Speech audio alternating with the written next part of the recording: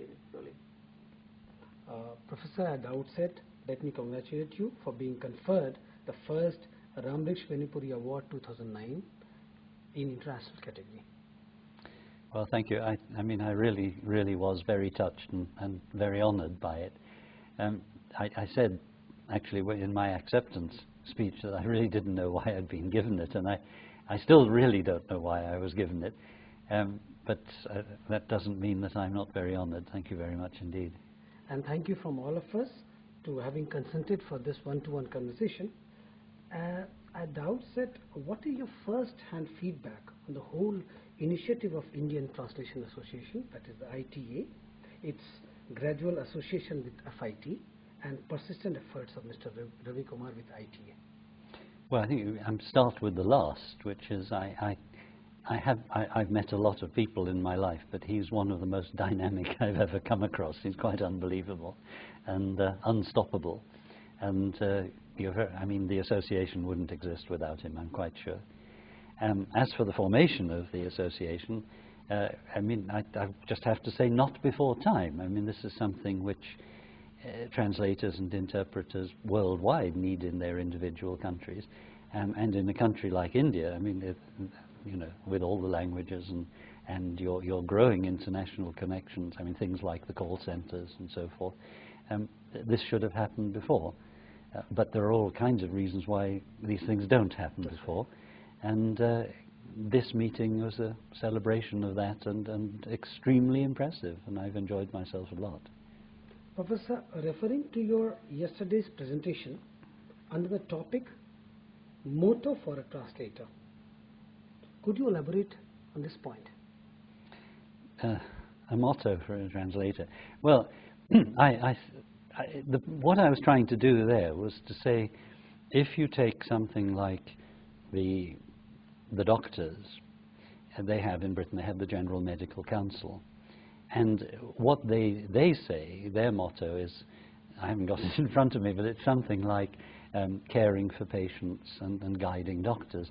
And I thought we could have a similar thing possibly for interpreters and translators, and that was, it came out as PEG, and I cannot for the life of me remember what it was, but it was something the same as sort of protecting clients, educating translators, and guiding somebody else. I really don't remember now. But what I wanted to do with that was to point up the business both of internal, external responsibility and internal control of that, and also the duty of care that any professional has.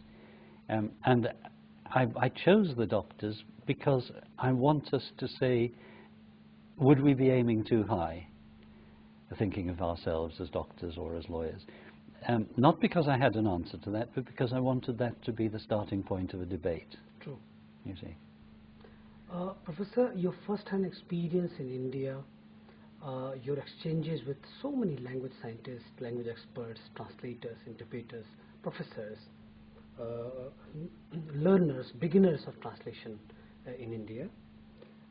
If I could refer yesterday's presentation where one term cropped up, vis-a-vis translational conscience in India, or translation instinct, which is there in every Indian.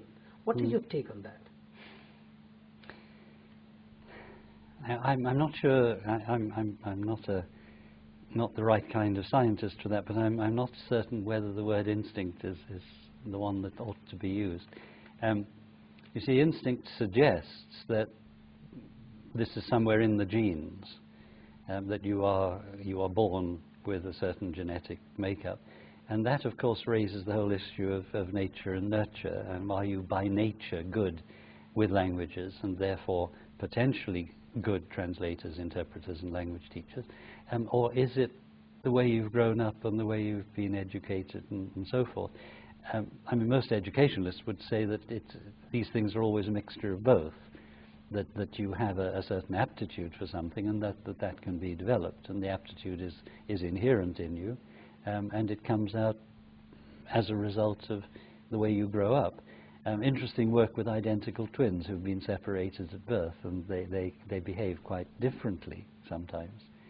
I mean, the fact of the matter, where it comes from and whether there is such an instinct, in a sense, is, I mean, it's a hypothesis which I find difficult to investigate, let alone try and prove.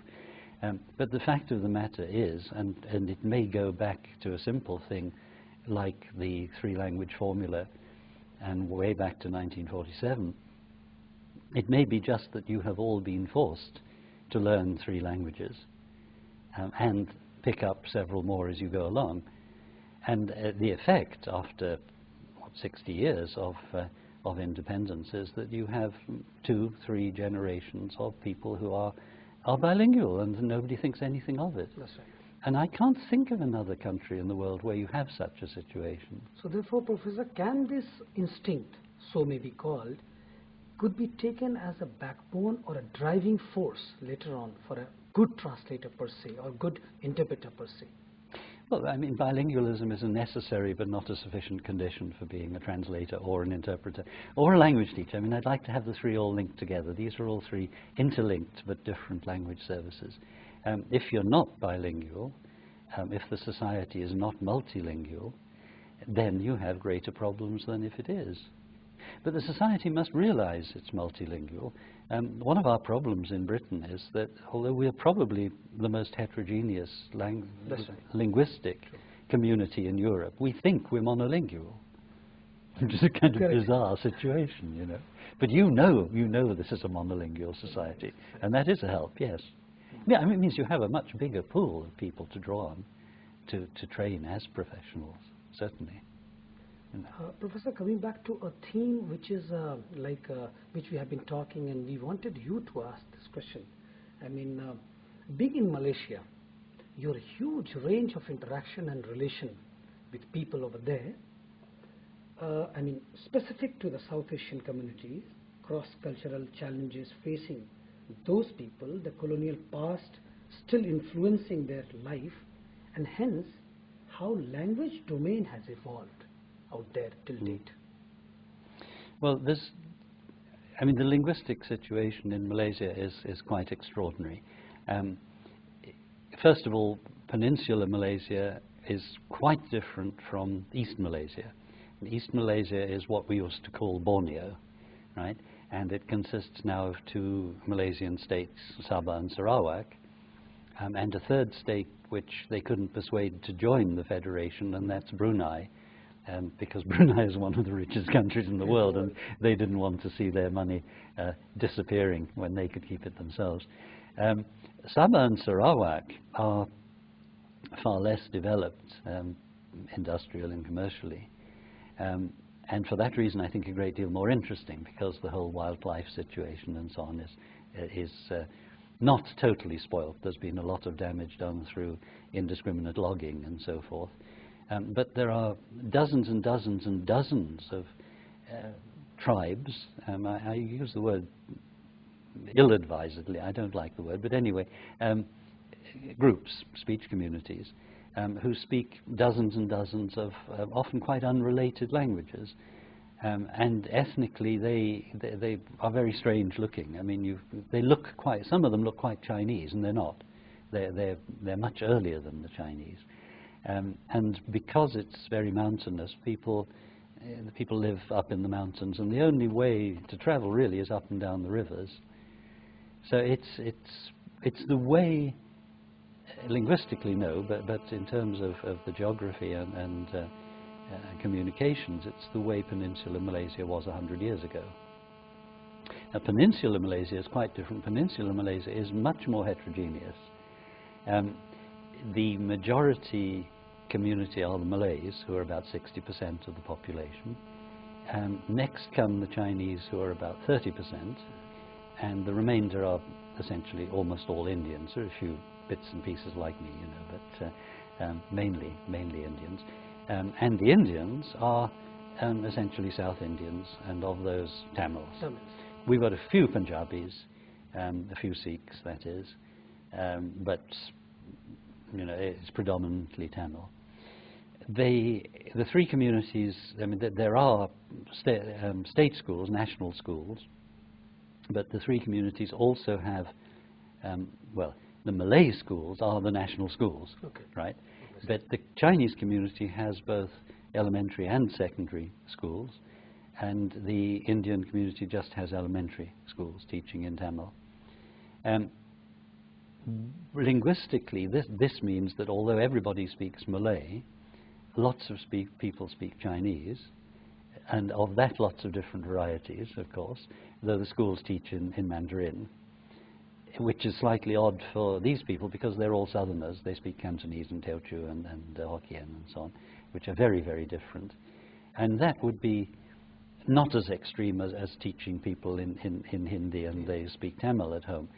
But it would be as extreme as teaching people in French when they were speaking Italian or Portuguese at home. It's that different, except for the writing system, obviously. If you want somebody who speaks good English, find yourself an Indian. I mean, I guarantee that Indians will speak good English. And for that reason, it's the Indians who have a stranglehold on English language teaching and the law. So your lawyer's going to be, he's probably going to be a Sikh, right? And your English teachers are probably going to be Tamils. And they're good. They're good. Oh, yes. Impressive one. What would be your impression on the term, if I'm free to use, maybe accepted now worldwide, Indian English?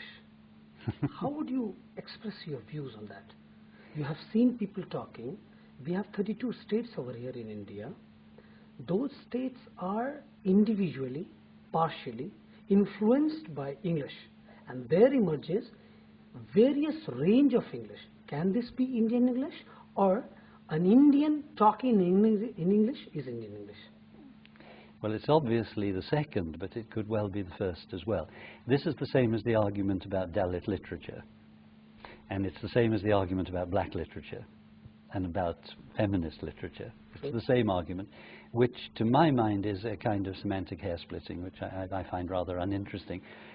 But what I'd like to do is take you back, and I want you to imagine another federation, in fact, so to speak, with a very heterogeneous linguistic background, where there is English spoken in a very similar way, and it's called the European Union.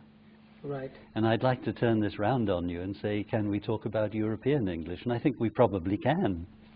I think we probably can. I think the French would be furious if they heard me saying that, but never mind. But I think it is, because we're coming to the situation in Europe where educated people, I mean, maybe not sort of elderly people like me, you know, but people, mature people and younger people, can operate in English if they want to. And of course the youth culture is English. The pop songs are all in English, you see. And when I was teaching in Italy, I had a questionnaire that I gave my students and to be answered anonymously. And one of my questions was, why do you want to learn English? And I had a student who put, in order to chat up beautiful blonde Scandinavian girls who come to Italy on holiday in the summer. So, you know, I mean, English satisfies a lot of basic needs in Europe. So to speak, in India. And in India, indeed, yes. So I think, you know, I'm being intentionally slightly outrageous. I think, you know, this may be a serious point, that a European English different from American English is certainly evolving, you know. Thank you, Professor. Thank you so much. Oh, well, thank you for having me. I've enjoyed my time here a great deal. Thank you so much. Thank you, sir.